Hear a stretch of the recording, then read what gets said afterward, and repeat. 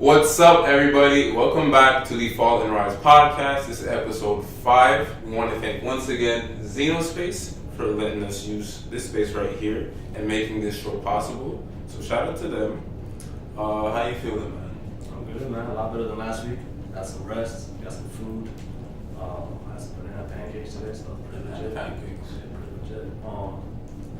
But yeah, so let's go start off with the winner there. Oh, yeah. So before we start this episode... the hourglass, huh? Huh? The hourglass? No, not now, though. Well, after the... Oh, yeah, my bad. I need to announce the winner for a contest giveaway that we had last week. We want to thank everybody who did, follow the rules and applied to try and win the contest. We had to pick one, but there's going to be a lot more contests to come. So be on the lookout for that. Make sure to follow at Fall and Rise Pod to be updated on every contest that we're going to have. We're going to try and make this maybe a weekly thing. We'll see. But for this contest, for our VIP package, our winner is at Christopher Alexandre. Hope I'm saying that right. So thank you for applying. We're going to be contacting you to see how we're going to give you all the gear and stuff. So yeah. Alright. You want to get this go? Now we just flip it. Okay, now we go. Now we flip it. Now I got too excited. There you go. I got to be soft. There you go. Alright. Yeah. So this week, you were off, right? You didn't film this week? No, I didn't film this week. I didn't film this So week. you didn't really catch any ball? It wasn't really eventful, huh? It was kind of a quiet weekend, yeah. Vanny didn't play. Vanny didn't play, Dawson didn't play. You guys played though. We played. Momo played against Outaouais. They killed them. They're getting led by just Blondo and Ellie. It's kind of surprising, like just two players are just dominating like that. But I mean, Blondo's an elite player. Ellie's another elite player. For sure. So like, it's not surprising that they're doing so well. Yeah. So like, it's real weird. The roll was only 3-2, Yeah, it's not. We're not used to it from Momo. But I mean, they're gonna figure out. They're a tough team. We're actually playing them this week, so. Oh, they're playing this week. Oh, that's. I'm gonna be there probably. It's at Momo, I believe. Is that Momo? No. Yeah, it's at Momo. It's at Momo. Then we play Vanny next week at home. That's what everyone is waiting. So it's 2 exciting weeks. But I mean, we gotta get ready. I mean, Momo could beat us. No stress. No, they just those two guys you mentioned already. We got two heads on the dragon. It's kind of a little tough for them. Yeah, it's a tough team. No, they're not the 3-headed dragon they were last year, but still. And it's the fact that Momo has they went three in a row. And so like, national, so like they know how to win. And same coaching staff, so I mean you can't really count them out at all. But like, man, it was quite like they beat them, and then Champlain played today, beat John Abbott. So still, that bottom of half of the RCQ was interesting because like the top. I mean, you got Momo, you got Brébeuf and Vanny kind of defeated up there, and then Dawson, Momo, and then before that, it's all mixed. Who's going to win when? They're all very competitive games, which is interesting, Yeah, for sure. But other than that, it was pretty quiet. University was pretty interesting. UCAM beat Concordia at home in their home opener. Alex went off. He had 23 and 11. Again, like I was telling people, like UCAM lost their first couple games. They were talking because I was saying how UCAM would be good and that Alex is going to dominate. And I'm like, yo, guys, you guys don't understand. Like, I hated Alex when I coached the game. I hated him. Like, I'm not somebody that lies. Because you knew he was going to dominate. It's just frustrating because you want to win and he's the main reason you're not. Yeah. I mean, Kevin Seville was great, Blondo was great, but Alex has this special little, because he doesn't do it with skill, he does it with basketball. Oh man, it's so frustrating when someone's just like, they're beating, and he's beating our guys are just being smarter than them. And hustle and it was just. And then like University, they've had 2 close games, one against McGill, one against Bishop, that they could have won, and then they beat Concordia, which is a very good team. Concordia could beat Of course. So it's very interesting. They beat them quite handily. He's a silent killer in a way, because like you watch a game, it doesn't seem like he's doing a lot, but you check the stats afterwards, like he dominates like all legit. It's like a girl. You know those girls that are like they dress super normal, and then you see them in a bikini, they have like the nicest body you ever seen in your life. You're like. That's what Alex is. Like, cause this guy. That's the best analogy you could come up with. Not the best one. That's the one I got right now. But I was just thinking, like, it's like unexpected. Like you're like, okay, it's just a normal player. He just does what he does. Oh, we played good defense. But then at the end, he has 19 and 12, 25 and 10, and you're like, oh, okay, that's why we lost. Like, he's not the most athletic. He's not the most. That's chilling, man. Just chilling. But he's still. And it looks like he's putting no effort. If you watch him in a warm-up line, I'm like, no one would ever recruit him because he's walking, he's slow, but like you tell. That's interesting because it kind of comes back to that psychological part where it's like his mind is ready. Everyone does they're sweating hard, they're going hard, they're dunking, they're shooting. But sometimes their mind's not there. He's mentally focusing on the game, mentally getting prepared, and all he cares about is winning. Of course. You can tell. Like he gets stats, but he doesn't care about the stats. He just wants to win. And like I said, man, if he can lead the UCAM team to something, because beating Concordia is big, man. It's a solid team. We spoke about them last week. So. And you're not big biased either. No, I played at Concordia. I got still a lot of friends on that team. Yeah. You know, so and they're very talented. So I have them as favorites right now to win. And for UCAM to do that is pretty impressive. But they were at home. It's always weird playing at UCAM. We always have a good crowd, especially for the home opener. You know, so that's the thing. Concordia's gonna bounce back for sure. Yeah. Bishop's killed. They killed McGill. You said they're 3-0 right now. No, that's big. Yeah, Bishop. Yeah, exactly. And they murdered McGill at McGill. And I was like, what happened? You know? Yeah. Turns out 4 of the starters are in China for a 3-on-3 tournament. So I was like, all right. We're just gonna leave that. Bye, Chicago. I'm fans of them. No, Raptors beat them to it. Just wanted to. Oh yeah, they did. Yeah, 122. Is that the first one of the season? So the McGill guys in 4 of the starting 5 in China. So what's the tournament that they're on? 3-on-3. It's a 3-on-3. It's like the university 3-on-3. I've kind of been out of the league. They won all their games 4-0. Oh yeah, I know they're going into the quarterfinals right now. Quarterfinals right now. I believe so. Yeah, and David just won everything 4-0. So that was pretty cool. So yeah, but Bishop 3-0 is surprising, man. It is. Rod's a good coach. They recruit well. Like I said, they have that Nervins guy from Momo D2. Yes. Very good. They have that big guy, Thornhill, who's from John Abbott. Big man who plays well. And they just have a solid group of guys. Good team chemistry. Do you think this is a team that can upset? Clearly. Yeah. They beat UCAM. That's what's interesting about the university. In the years I played, McGill was head and shoulders above everybody except the year where Bishops picked up a bunch of guys like Cal Durant and Karim and a bunch of old vets who were very, very good, and they all came on the team kind of like what LeBron did. That was basically what they did. They won the championship. Yeah, Durant and Melo. There was a lot of good players on that team. But other than that, McGill was above, so it's kind of like everyone was chasing McGill. Now it seems a little bit more even. It was we really don't know who's going to win, So it's interesting, man. So yeah, if you're not catching up, and what's cool about the university compared to CJEP is that they have a lot of live streams. So if you guys are bored, you guys instead of watching the Warriors merge, you guys can just check out a university game on a Thursday night, Saturday night. And it is fun to watch. Yeah, absolutely. Live stream day. Most of them have announcers and stuff. So exactly.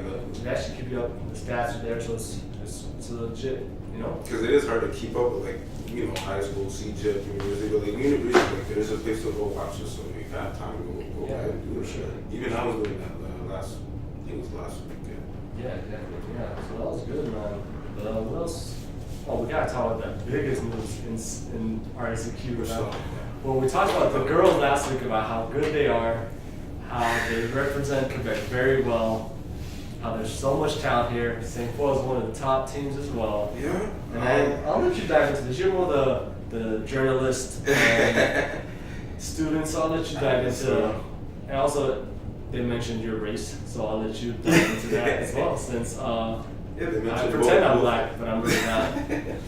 So what had happened is the Sainte-Foy women's basketball team last weekend, I believe. No, last Wednesday. Last Wednesday, before their game against Momo, 3 players from the team, I do not remember their names, but 3 players from the team went on Snapchat, and while they were recording themselves in their locker room, basically just throwing out a bunch of racist slurs against Muslims, black people, and it's sort of as soon as something is on social media, it starts running around, and those 3 players all got suspended indefinitely by not the basketball team, but the school period.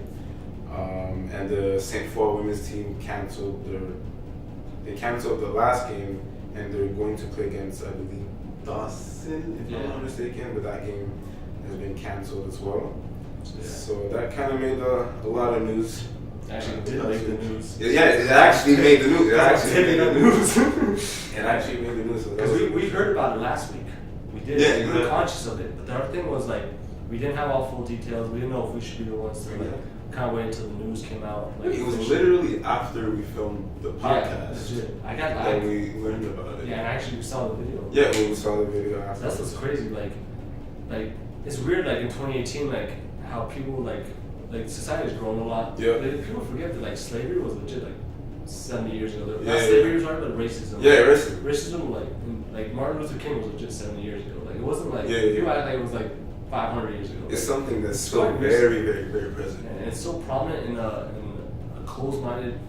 I hate to say closed-minded because like I really do like Quebec. I like Montreal. You can tell us the difference between French and Anglophone, and then like trying to conserve the culture and the language stirs up a lot of this, you know. And it's unfortunate that the youth gets influenced by that, you know. Like it's understandable, like it's not acceptable, but it's understandable. Like somebody who's 70 who lived here his whole life is not comfortable. Yes, it's a different mindset. They've lived a completely different life. Like, it's not the same Montreal or Quebec that it is today. Yeah. Like, so obviously it doesn't accept what they might say, but it's understandable. Yeah, you understand. Like, you know why. But it's kind of different. It's just fear. Yeah. Like it's human nature to fear the unknown. Yeah, for sure. Any new culture coming in, any new race coming in, and you're unfamiliar with it, it creates a level of fear. You know, just because people don't like change, people don't like these things. So it's understandable for someone in their elder age to be a little bit still sensitive to the topic. And even me, for elders, like if I do hear some racist slurs or they address me in a certain way, like I don't take offense to it too much. Obviously, it's still like don't say that to me, but like I try and like actually have a conversation with them. Educate them. They're more open to it too. Sometimes they don't understand. They don't, and that's exactly it. They don't understand. But sometimes you gotta explain it. They explain some stuff to them, and that's when they start. They kind of get it. It's just that when you have a melting pot like Montreal, where there's like so many cultures, so many different religions and stuff. Like, I mean, there's just. It creates division, unfortunately, you know? It's just like, I have my religion, I have my culture, I have my race, and this is what it is. But ironically, basketball is one of the things that brings us together, you know? And for those girls to say that, from what I heard, I have a player on my team who's from Sainte-Foy, transfer from Sainte-Foy, Mr. Melo, and he actually knows the girls. He told me they're good girls, they were just joking. They were actually, what he told me is that they were trying to mock people that speak like that mock the racist Quebecers, mock how they speak and stuff. So it turns out possibly it was just a terrible joke. I can't really know what it is. It's just, I mean, leave the jokes to actually funny people, you know? Like I'm funny, he's the good looking one, so that's how we keep it here. He doesn't make jokes, and I make the jokes. But I mean, and even, that did cross my mind. I was like, oh, maybe they are trying to make a joke, but just the whole like the tone, the way they were doing it, and just the fact that you're filming in the locker room. Obviously, the Sainte-Foy logo. And they're wearing you have your jerseys. You're representing a school. You're representing a program. That was just like really immature. Like it was just straight stupid. Like, in my opinion. Yeah, it's not like they're 15 either. They're 18, 19 years old. Like they're not adults. They're still growing. You know, they're still a baby too. Like but. People grow a lot through those years. Like 18 to 23, 24 is huge growing periods. Transitioning from like a child to an adult type thing. But also, so I thought that was just like an immature move on their part. And you know, even if it was a joke, that was just totally a bad move. So I do not stand by anything that they did say or the way they went about it. And especially being in Sainte-Foy, a place where unlike Montreal, really, there seems to be a kind of a greater divide with all the immigrants coming in and people from different cultures, and they already had an issue with there was a shooting at a mosque. Yes, exactly. A couple of years ago, like a year and a half ago. Yeah, last year. Maybe Yeah, exactly. It hasn't been too long, but there was it's still fresh in a lot of people's memories. So just bringing that stuff up, definitely a bad move. See now they're being suspended by the school. Hopefully that they just take the time to think about what they did and hopefully. It's unfortunate because one girl was getting recruited by Concordia, and they cut that off, and another girl was getting recruited by McGill. So like I mean, the other part, you're also ruining your future. Yeah, exactly. So for any kids out there, understand that social media it can be fun in games, but understand that at one point you're representing yourself as well. Like it's self-marketing. Like you can have fun. Like I have an Instagram where it's pure jokes and like there's some inappropriate jokes there, and I understand. I even got in trouble when I was at Concordia. So like that was a great meme, so I'm not even worried about that. But there's just a time and place for everything. Just be smart. Just be smart because your future is super important, man. Universities look at that. If you're trying to go to the States, you could be going to grad school and all that. You have to be conscious that even employers look at that. Like I've been a manager at multiple places, and when I got a CV, I literally look into the Instagram or Facebook to see exactly what kind of person this is, and just be conscious of what you're representing yourself as, because like it's important. For sure. So so let's go a little lighter news. Brébeuf won Friday, so stayed 6-0, stayed undefeated, but that was tough, man. Yeah, won by 10. That was 10. We won by 10. Yeah, they come back though at the end of the game. Yeah, this was tough about being a coach because you have half of it where you're like, man, I want the team to play great. Yeah. I want them to play perfect. Like, and then you're frustrated with their effort, with their focus, and you're only looking at that, you know. But what's super important, and I like dropping some gems sometimes. And I was just thinking about it. Listen, guys. This is pure education for anybody out there. Like, this is the serious part. Like, no more jokes. This is Inti, not Inti Graham. So, sorry, that's Russ. Probably one of the fish girls. Shout out. Yeah, sorry. The thirst super distracted me. We're about to drop some gems. Okay, guys. Like, this is for all aspects of life. This is where I compare ball and life. You know, so like every team needs to go through adversity. Like if you don't go through adversity, it is impossible that you're gonna win. Just like when the Warriors, with their 73-10 or 73-9, didn't really have any bad injuries the whole year. Went through, and then unfortunately in the finals, Draymond gets suspended. Adversity hits, they crumble. You know, the Fab Five. Crumbled in the finals twice, 2 years in a row. Perfect seasons. Adversity hit, they broke. Yeah. You know, and then it happens all the time. You know, like the Patriots, undefeated season, get to the Super Bowl, couple lucky catches from the Giants, and they crumble. Friendships, relationships, you hit adversity, and it's like that. You know, that's what it's important to have that. Like it's important to build character. You know, your adversity. Like that's why I tell people failure and all this stuff is good for you, because if you don't get your heart broken, if you don't fail class, if you don't get fired, if you don't get injured, you're not gonna grow. You're gonna stay stagnant, and it's like you fall in your rise. You fall, then rise. Oh yeah, that was good. That was man. I was literally perfect with you fucking celebrate. Oh man, but that was dope. Yeah, but seriously. So that's all I'm saying, guys. Like, if anything happens, in my case, I try to compare this like if I meet for myself, I've had adversity with different aspects of my life, friendships, relationships, and it's only helped them grow, you know, or they break. But then you understand that if you hit adversity, and the relationship breaks, but the foundation wasn't strong. If you're playing basketball and a team breaks, you know that it's all fake confidence, you know? So for my team to come, so the thing was we were really frustrated. At halftime we were frustrated. Our team wasn't focusing, they weren't really executing. And not to take anything away against Edward, Edward played great. Yeah. Pascal Jobin's a legit coach. He coaches at McGill as well, so he has credibility, and I know quite well as well. Yeah. He's a good coach, you know. So they came prepared, they executed well. Offensively, they're executing well. Jonathan Noel played great. I mean, he's an amazing athlete. I mean, he should be able to help any university team. Hopefully, if anybody doesn't know about him, check him out. He can lefty, quite athletic. Gets the basket pretty well, finishes really well. So they played well. They came out, they punched us in the face. Our guys didn't really take it. Then in the second half, that's when coaches got to look at us. You know, we kind of realized, okay, we got to help them make some adjustments too. We can't just be focused on them. We inserted one of our rookies, Carl.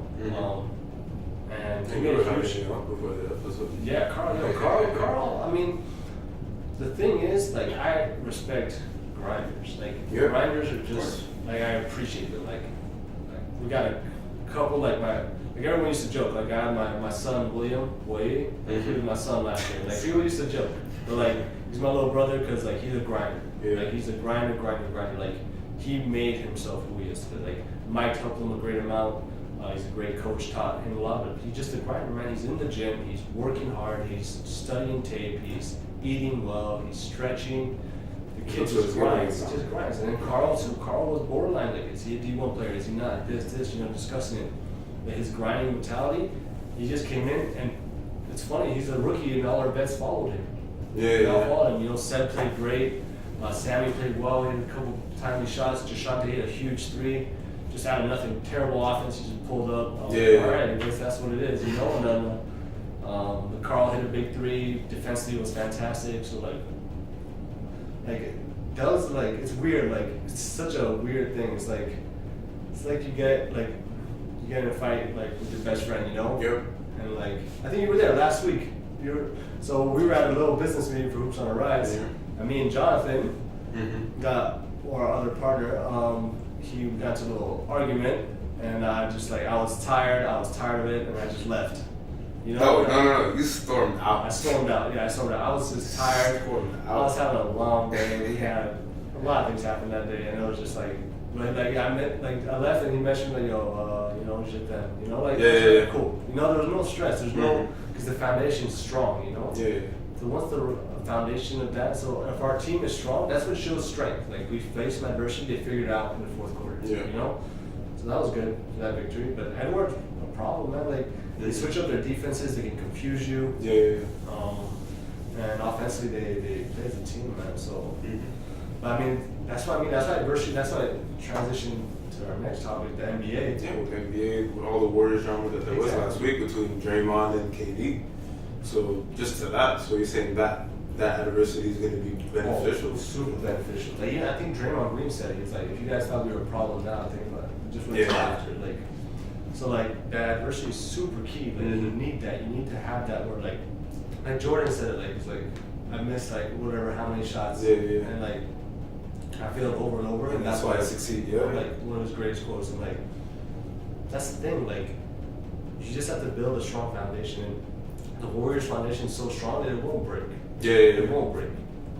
So like, that combined with the talent as well. Yeah, like, they've lost a couple games. They figure out Curry's not playing. Curry's a big part of that. He brings a lot of, not even just his talent, but he brings a lot of joy and brings a lot of like passion to the game that the Warriors follow. Exactly. Yeah. So I mean, for those same reasons, I think a lot of people were saying that this is like the end of the Warriors dynasty or whatever. I'm just like, okay, they're having some fight. It's not the first time that it's happening with the Warriors. And who's been dominant? Exactly. Fights. Like, it's unfortunate, but like, in any team I've been like, one of my good friends, Brian LaFoy, who's playing pro in Spain now. Me and him got to a legit fight. Like, I didn't talk to him for like 3 days. Me and William we played one-on-one last year in the summer, and we both like to talk trash. It escalated to now a very respectable point, and I won that game. And he knows. And like, we didn't talk for like a good 2 days, man.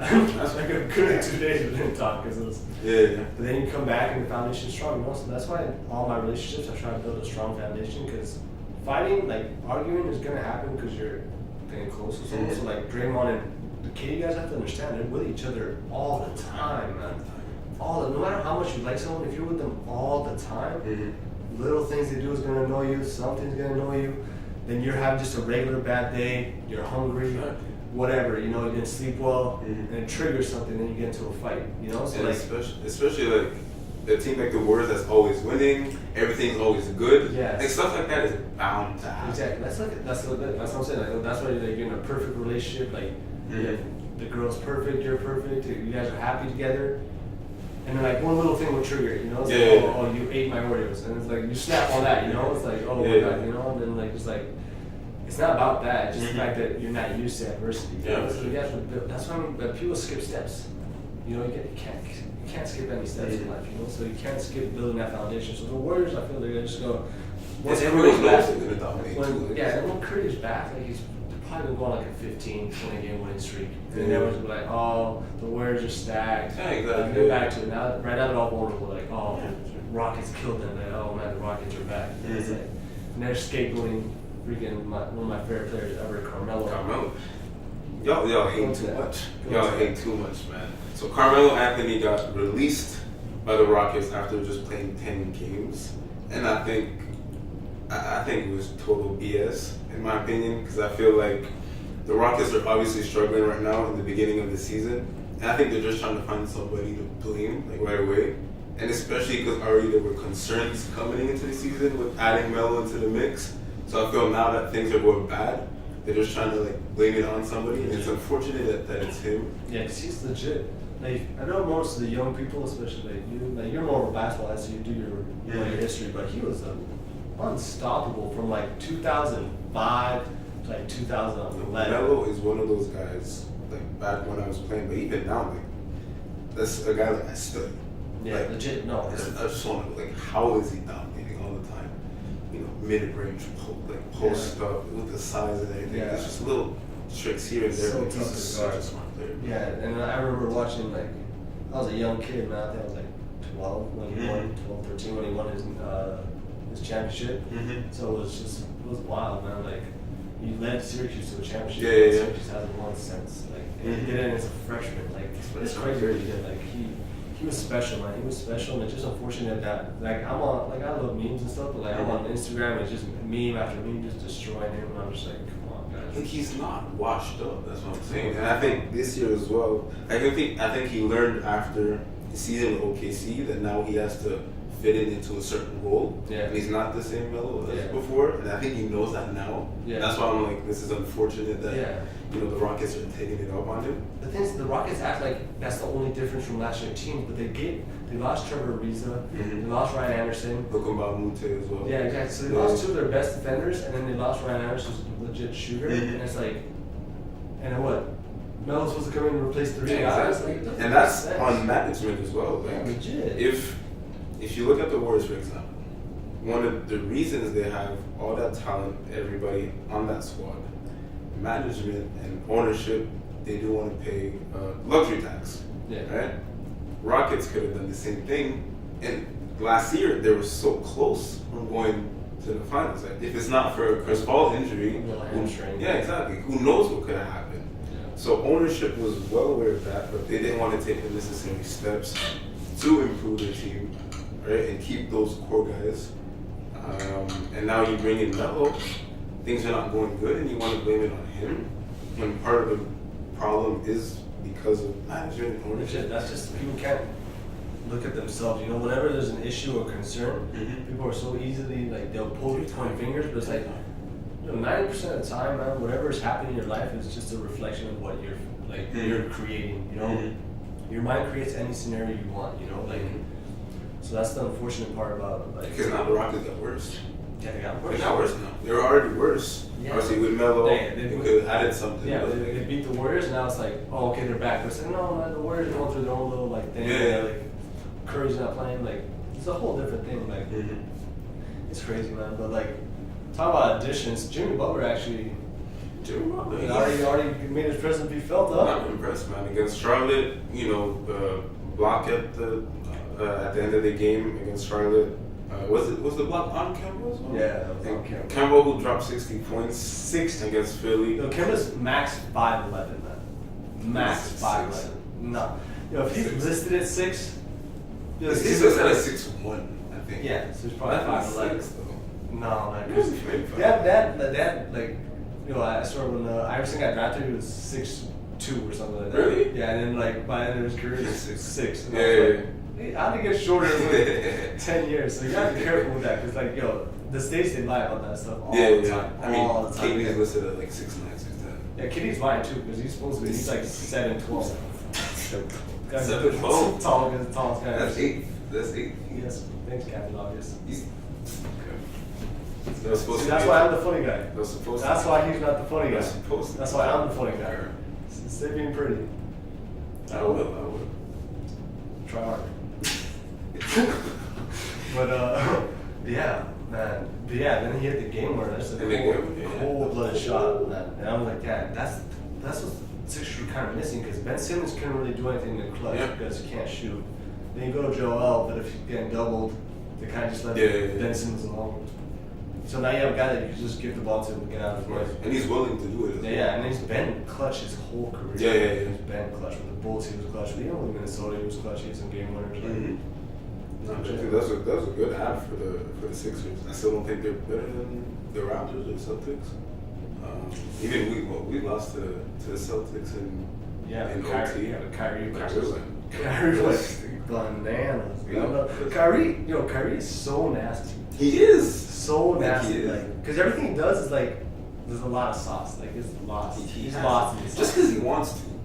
Like he could do things so simple. He's like, no, I'm. But then also like just how he dribbles, how he moves, it's just so smooth. Yeah. So smooth.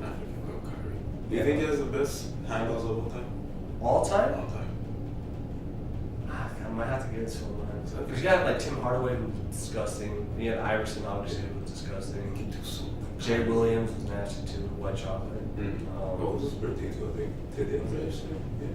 Was that why Ball's life posted something? Yeah. Oh, okay. That's right. That's his birthday. Birthday. And what else? He said it. Yeah, Tim Hardaway. Who else had some nice handles? Well, Steph now. Steve Francis. Steve Francis, yeah. Steve Francis has some nasty highlights. Baron Davis has some nasty highlights too. Who we going? Moving along. Yeah. But yeah, I think Kyrie like by far the best. But yeah, it was. Sorry, guys, it was really just not an eventful week. Really, nothing too crazy happened. RSQ was kind of calm. Yeah, man. Anything else you want to talk about? What did I want to talk about? Well, I was going to ask you, like, do you think, we were talking about Melo, a lot of people think that he should retire now.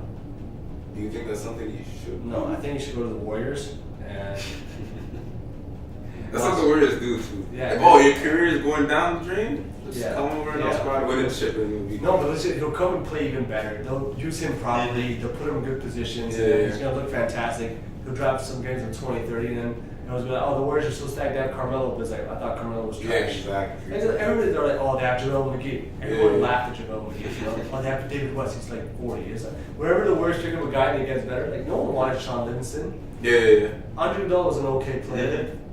Like, these guys were not wanted. No one wanted to draft Draymond Green. Yeah. No one knew who Klay Thompson was.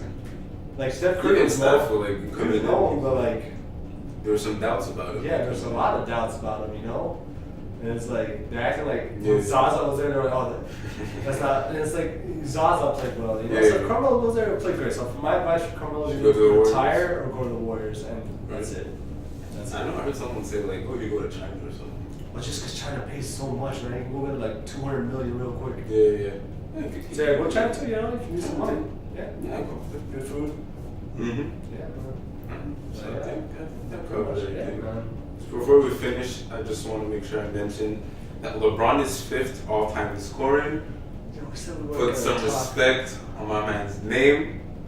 That's not nothing. 5th all-time in scoring. I just wanted to make sure I put that. Alright, well, he's still not number 1, so he sucks. He might.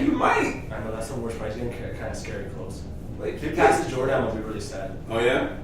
Jordan is next up, man. Yeah, but Jordan played less seasons. Like, a lot less seasons. So, a lot less seasons. Okay. A lot less games. LeBron's still nice. He's alright. He's getting better. Maybe next year. Don't disrespect him like that. He dropped 44 that game, bro. 44, 10, and 9. It's better than your kids. No, he's not. Have you seen the match? God, bro. Okay, he's been playing like the game against New Orleans. Good. Yeah, I think Davis had problems with it, but I think Davis went off too. That's a lot of good things in NBA, man. RSQ, but like we try to focus more on Quebec. Quebec was a little bit more quiet this week, so we didn't really have too much to talk about other than the Sainte-Foy thing. I also don't want to give them too much attention like that. Like people like that don't deserve it. But yeah. So any last words you got, or? I think that covers about everything. Obviously, everybody who did watch to the end, if you actually did, I know there's only like a couple couple people Yeah. who actually watched the whole My thing. mom. Your mom? Shout out to my Yeah. mom. Shout out to Kiwi. Even though Kiwi probably won't watch it all the way today. It's all good. So people who did watch it to the end, shout out to y'all. Even I don't have that type of patience sometimes. So thank y'all for watching. Yeah. If you do have any suggestions about the show, make sure to let us know in the comments down below. Oh, that rhyme. That was not bad. Oh, that's Bars. six. And obviously follow us at Fallen Rise Pod on Instagram. Follow Hoops on the Rise on Instagram. Follow HOTR Apparel as well. Yeah, I think that covers That's it. good shit, man. So, yeah. My little thing, my last words is, yo, the adversity thing is true, guys. Accept it, embrace it. Like, search it out even. Like, if life is going so good, create some adversity. Like, make things harder on yourself. Because it'll just make your life better, you better, your relationship better, make your girl better, make your friends better, make your team better. And that's all. Like, seriously. So, like, That's some real shit. again, fall and rise. Every day. That's the Let's end it with that. We have And shout out to Swell. Drink your water, guys.